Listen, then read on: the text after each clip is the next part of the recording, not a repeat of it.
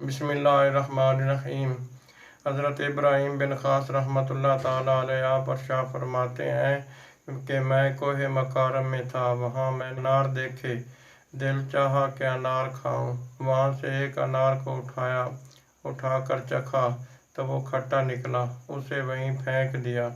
बाद अज़ां रास्ते में एक शख्स को देखा कि उसे बीड़ें चिमटी हुई हैं, तो मैंने उसे कहा अस्सलामु अलैकुम।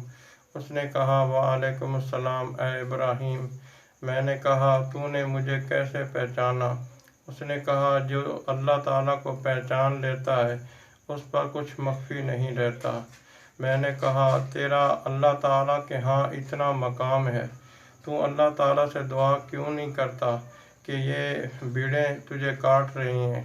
उसने कहा ए हज़रत इब्राहीम बिन खास रहमतुल्लाह ताला अलैह, मैंने भी तुम्हारा अल्लाह ताला के यहाँ बहुत बड़ा मकाम देखा है। तू अल्लाह ताला से क्यों नहीं दुआ करता कि अनार की शावत से तुझे निजात अता करे?